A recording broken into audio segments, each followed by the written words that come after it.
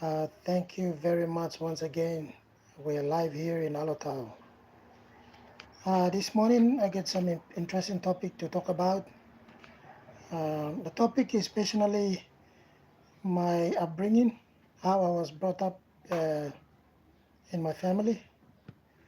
If you do not know, I'd like to briefly probably talk about how I was born and raised and, uh, and what I am right now. Firstly, like I said, my name is Ricky Yaubihi. I am from Good Enough Island, an island in the Milne province. It's an island named after Graham Goodenough, who discovered it in the early.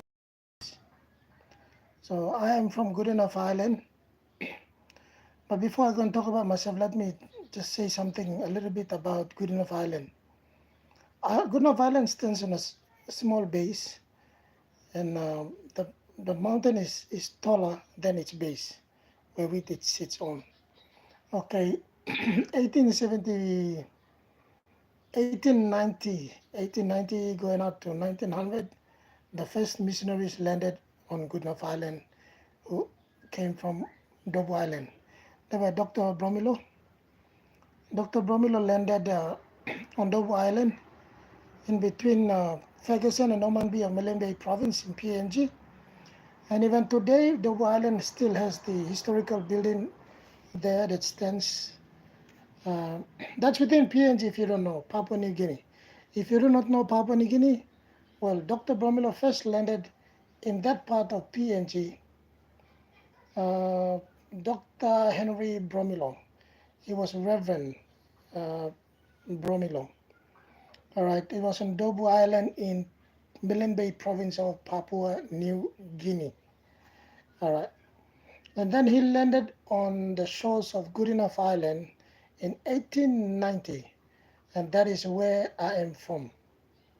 In fact, the day he landed, there was a feast going on at Mud Bay. If you go to your map, on the map of Papua New Guinea, you zoom down to the map of Milne province, and then you zoom down to the map of Goodenough Island.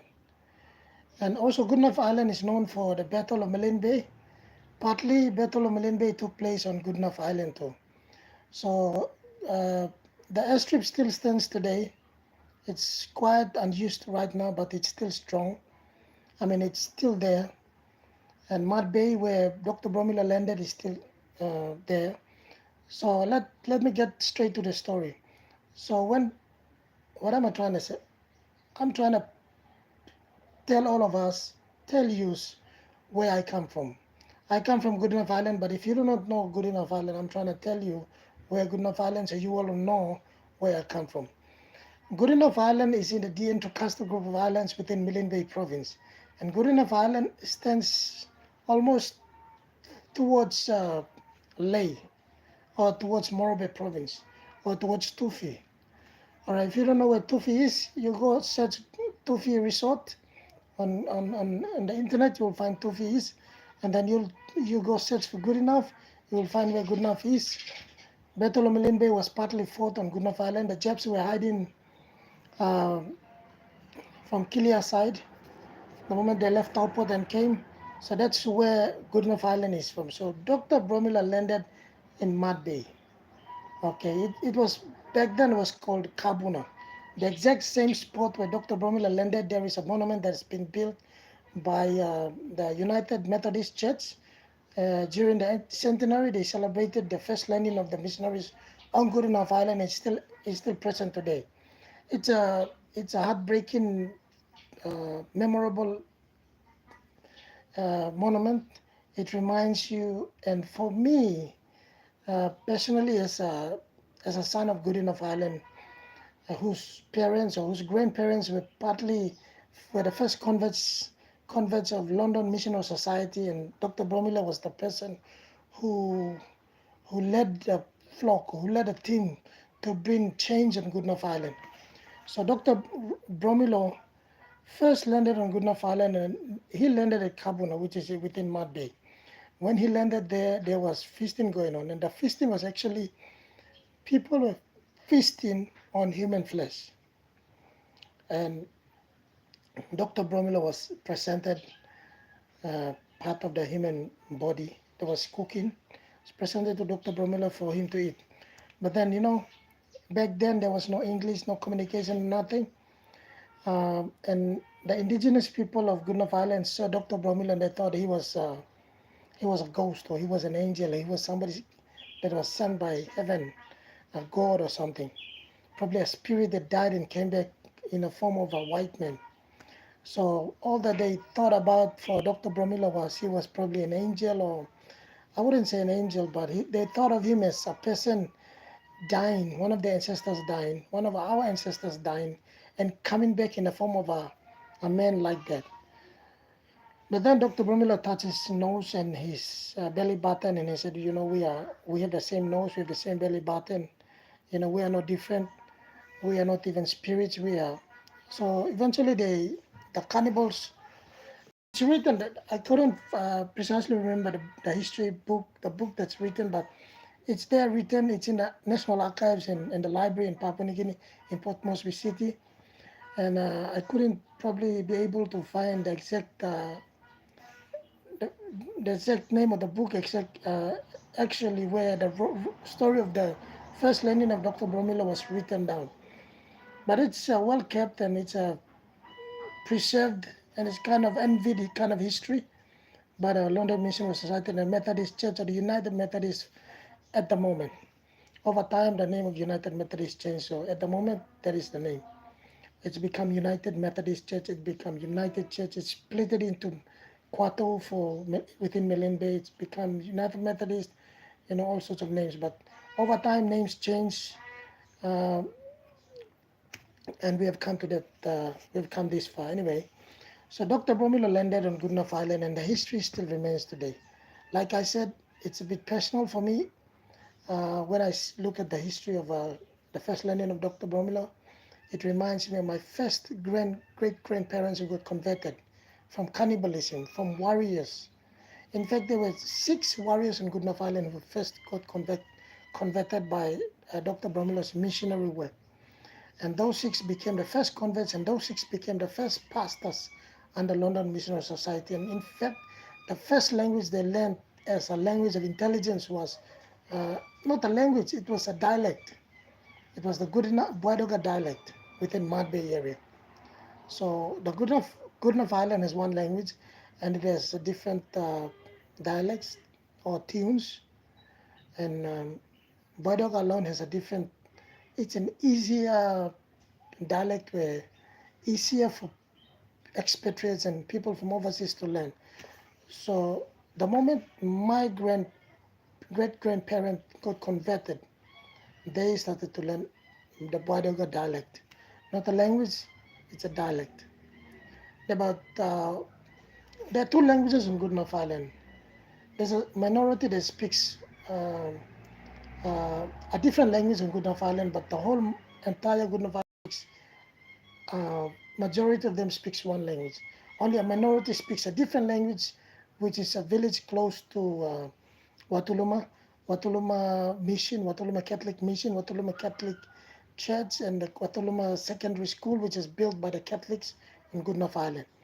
So yeah, well, I come from Goodenough Island, so that's basically what I'm trying to say so that you all know where I come from. Let me get back to my own story. I was born on 9th of September 1984 in Ulutia village, Aoyana, Goodenough Island. I was only 4 months old when my mom got mentally affected. And that is a medical term for that sickness where a mother gets to get mentally affected. So I was actually weaned after 4 months. My uncle, who was a doctor, medical doctor by profession, who worked with the Alotau Provincial Hospital, was doing his patrol on a big ship called MV Heduru. It was a government health patrol boat that travels all around Milne Bay, and it's like a mobile clinic where they do minor surgeries and they attend to patients, or they transport severe cases from the local islands to the main hospital in Alotau town, which is the capital of Milne province. Back then it was Samaria, but then it was moved to Alotau, so they would move people to Alotau if they found that their cases would need a much more sophisticated, complex uh, medical diagnosis. So then a particular person, a woman or man or child, would be on that boat. Like I said, that boat is a self-contained medical boat capable of treating patients, doing minor surgeries, and uh, putting patients on bed, like the hospital itself would have, and then transported to a main hospital where they could get medical attention, a much more better diagnosis of their illness that they've been detected of. So usually the doctors would move around. So I was picked up on that ship with my grandmom, and I came to live with him. And my growing up wasn't. What I'm trying to share now, is about my growing up. A lot of people, life comes to them very on a golden plate. Life comes to them so easy. Life comes to them very like a potential. Sorry, not a potential. What do we call? Like life is presented to them like on a golden plate. Like you have everything, you have all the money, you have all the luxuries, you have all the, you know. For some people, it's unfortunate they don't have all the luxury in the world to, grow up by. But I was fortunate, probably fortunate, a little bit fortunate, in a sense that I grew up around my. This is talking about Papua New Guinea. Papua New Guinea is a very, very uh, different scenario. The way people are brought up, the way they live, it's completely different. I was brought up amongst and mind you, my grandfather was one of the first person to ever become an interpreter between the whites and the whites. When I talk about the whites, I'm talking about the Germans, the Australians, who first became patrol administrators on Goodenough Island. So my grandfather was an interpreter. And to date, my grandfather can speak almost probably 10 or 11 or 12, 15 languages all around Milne. He can speak 15 languages. He can interpret the languages into English. And that was the upper hand my grandfather had. So he would interpret for the white people. He was like a person between the indigenous people and the white people. So the white people would converse with him, give him all the instructions that is needed to be passed on to the indigenous people who knew nothing. They were only wearing a little piece of, leaf that is covering their private bodies and their back, and that's all they wore. And so my grandfather was an interpreter. Mind you, these are warriors. These are indigenous people. These are people who don't know how to speak English. They don't understand many things. All they look at is they look at my grandfather, who was an interpreter. So Goodenough Island, my grandfather was an interpreter. So because of probably that was the reason why my grandfather had kids, and the kids were educated, and probably my family was the first most literate family on Goodenough Island. Most of my dad and my uncles and my aunties went to university, to college, uh, the, and they first were we kind of got exposure to a community of I don't know what the word is to try and describe it, but there. So my family got first exposure to knowledge, to advanced way of living, to a white man's culture. Um, yeah, so I was fortunate enough to live among my families who were, I would say, fortunate to have all the luxury that they, you know, that's before independence and pre-independence and after independence, and people are still struggling to try and transition. But we were fortunate enough to transition into a life of a modern world. So grandparent, my grandparents afterwards, and my grandfather went and got married to three more wives. I mean, two more wives apart from my grandmom, and then yeah. So my grandfather became a politician. He became a member of parliament. He became a politician on Goodenough Island. Became the first president. Became a councillor. So that was his history. But I grew up among my my uncles and aunties who were working class people back then, and even now. I'm already a big man. I have a family. You know, but that was my life. That was my story. That is my story. But I have my own life. Uh, the story of my family success doesn't mean that I was successful. It didn't mean that I was successful. And when I was a little boy growing up, my uncle would come back from a ship in. He was working with one of the big ships, container ships, um, and then he would come back and bring those magazines that are pornographic magazines. He would bring them back, and me as a child, I had nothing. I was innocent. I didn't know anything. I didn't know anything better. I was out of curiosity. I could, get those magazines of pornographic magazines. I would flip through, watch all those porns and whatever in picture form, and it kind of, emotionally hurt me in a way. So I grew up. I would say my life was spoiled as a child. I grew up.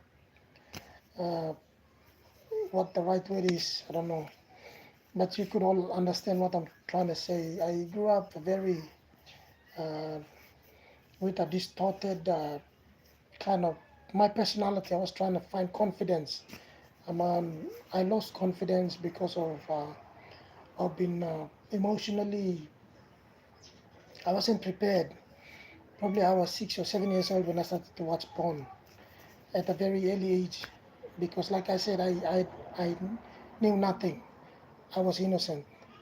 All I found was there were stacks of books, and I read through. I would flip through out of curiosity, and I kind of found a pornographic magazine, and I would watch and watch and watch until one of my uncles found it, and he said, "Hey, that book is not good for you."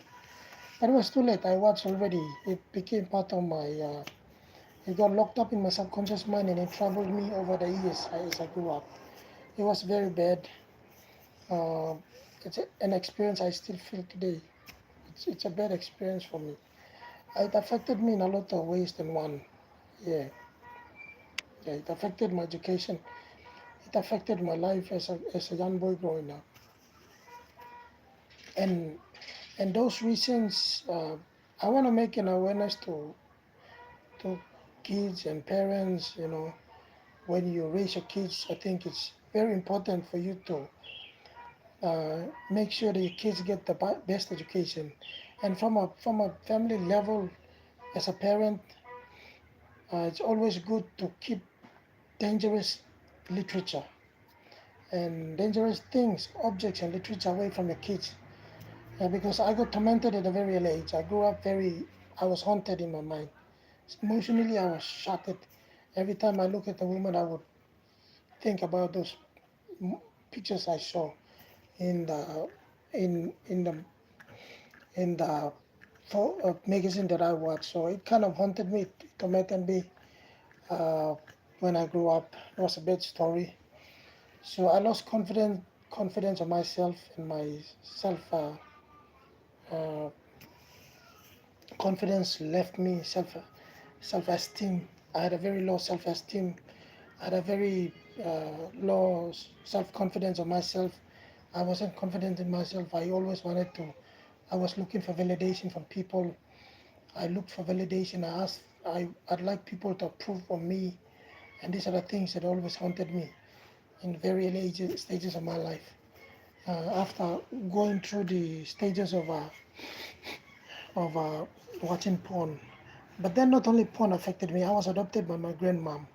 My grandmom adopted me. She looked after me. She was the only mother, and it was in a time when my grandmother was being left, and my grandfather went to get married to another woman.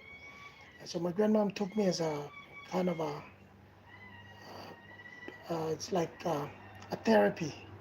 My grandmom took me as a therapy. Like I was the person she attended to. I was the person she had consent for. I was the person she looked up to, and she had to forget about all the problems of being losing a husband to two other different women. So my grandmom took me and she poured all her emotions and struggles and pain of being left, you know, left to fend for herself, left to look after herself. And mind you, she grew up among the white people. And she kind of earned the respect. My grandmom earned the respect of colonial leaders, colonial white administrators, even the missionary, church missionaries.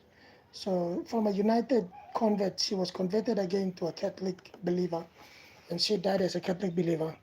So two things actually affected me in my growing up. And the first thing is pornographic introduction of pornography when I was a very little boy, about 6 or 7 years old.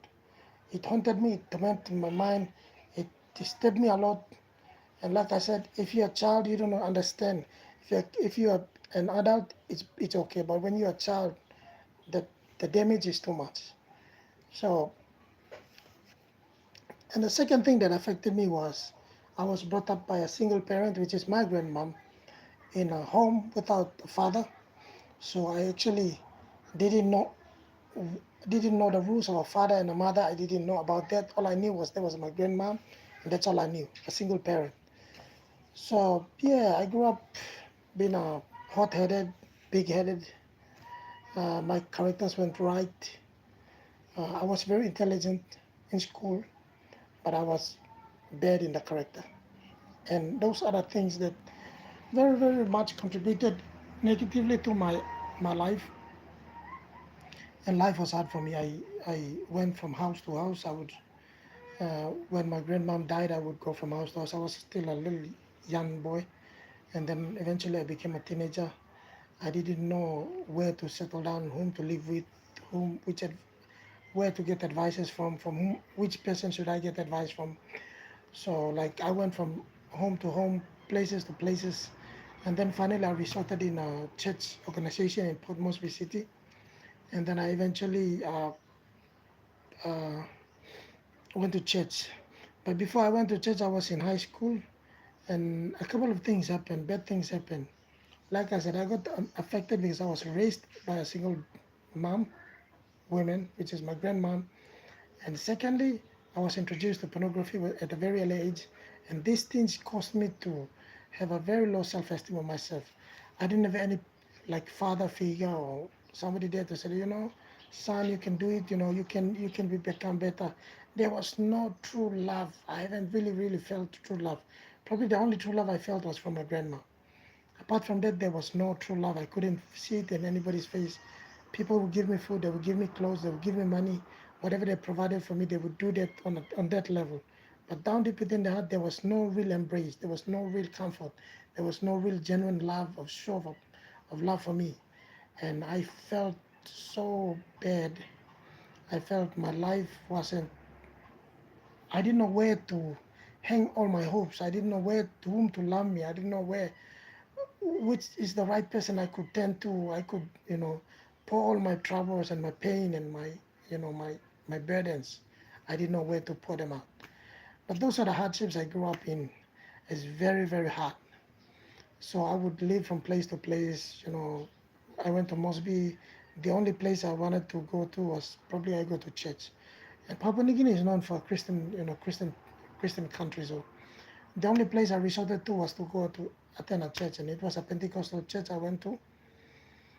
And like probably another 2 3 years of searching for the real freedom in my soul. I wanted to be liberated in my soul to feel that love and joy and peace. And even when I went to church, I was still looking for validation. And that was one of the biggest problems that always plagued me.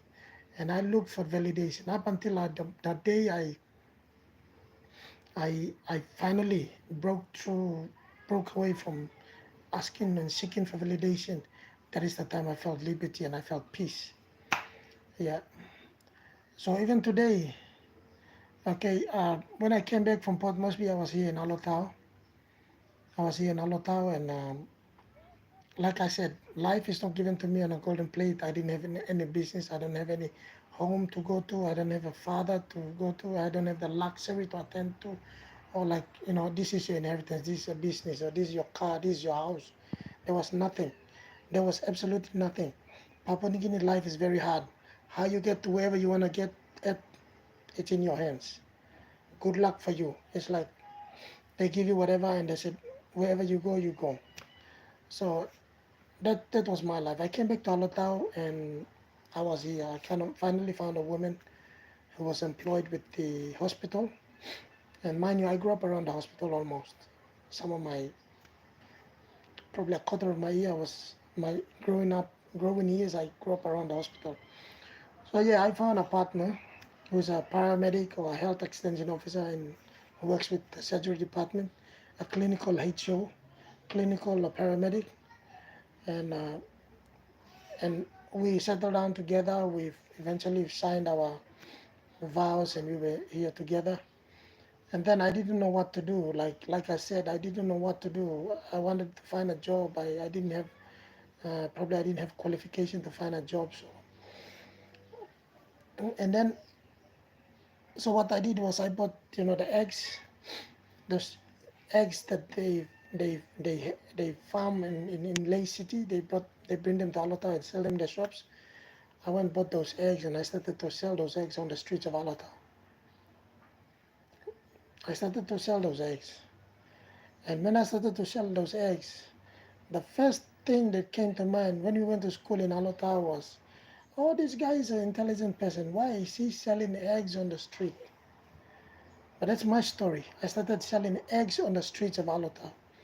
And people would look at me with disdain. They would look at me like like I was shit. They don't want to come close. They don't want to talk to.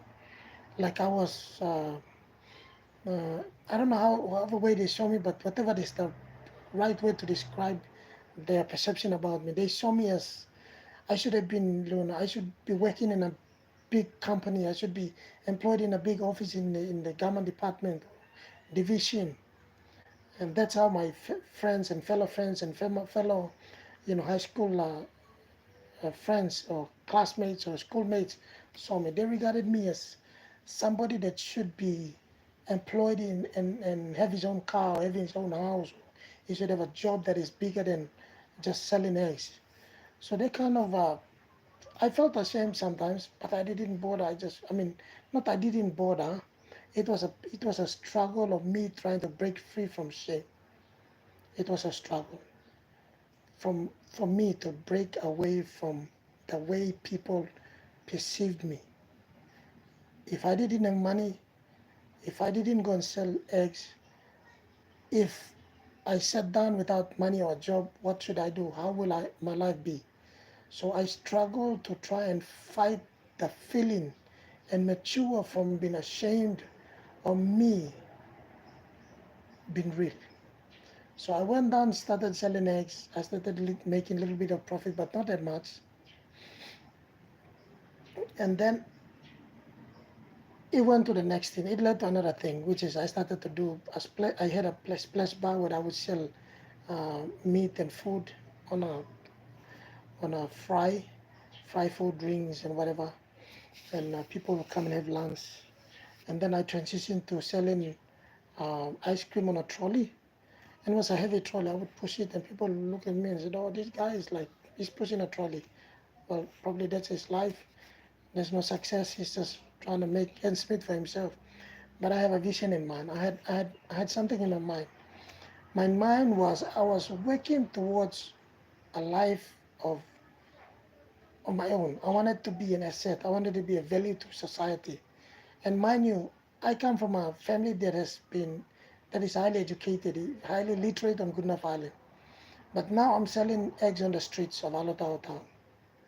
And people looked at me with, some of them with disgust. Some of them, they looked at me like they were ashamed of me.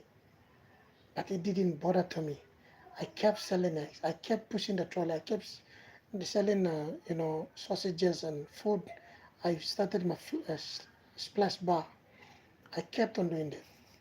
Until in the year 2022, I went to Port Moresby City with maybe $25 Australian dollars in my pocket and a ticket to go to Port Moresby. I went to Port Moresby. I registered my business after people helping me out. But then I'll tell the story of how I went to Port Moresby. I got on the plane. My partner told me that my partner asked me if I had money, and I said I don't have any money, not even in my personal account. I only have this 50 kina, which is $25 Australian, and I'm gonna go to Port Moresby. How I register my business is but must be that is in the universe to decide. But because I read a book by Tia Eka, that book told me that if you believe in something, put your first step, and the second and the third and the fourth will come. So that became part of the message that drove me. I got on a plane, went to Port Moresby. I sent a message to a newly elected member of parliament that represents Alotau district. And then he contacted me. He told me, come down to a hotel. We went down, we had lunch. He gave me 600 kina. And then he gave me another 500 kina. And then he gave me another 400 kina. So that helped me to register my business under the Investment Promotion Authority. I got a tax identification number. And the moment I got all these documents in place, Melanesian Tourist Services, which is owned by late Peter Bata, who owns Medan Resort, contacted me. That company contacted me and told me that, asked me if I was Ricky Yaubihi and if I was a legally registered business owner in tourism, I could take a cruise ship. I could deliver a cruise ship on Guinea Island. It was 2022, September 20th. And mind you, it was like a, it was like a journey of struggle and pain. It wasn't on a peaceful, easy, smooth road, you know. So I was there in Mosby. The moment I got all my documentations for my business organized and I held them in my hand, that's the very time Melanesian Tourist Services, who were agents to Silver Sea's expedition ships, contacted me and told me, Ricky, you can take the cruise ship down to Goodenough. Are you able to do that? I said, yes, I can. I got back here. I didn't come back on the plane. I had no money. I had to travel on the highway from Port Moresby to Kupiano Station, Marshall Lagoon, where the login is taking place right now by the Asian, and then down to Kapari, and then I got on the dinghy to uh, Garaisu, which is in Milne Bay province. I got on the PM and came back to Alotau, and then I got on the dinghy and went to Good Enough. On the 20th of September 2022, Silver Explorer, one of the expedition ships, Silver Explorer, came all the way from Bahamas, uh, came all the way from the Caribbean, Nassau, cruised into Goodenough Island, and I was there. I organized everything. And mind you, I've never studied about tourism. I organized everything, and the cruise ship came. That day I earned 5,000 kina.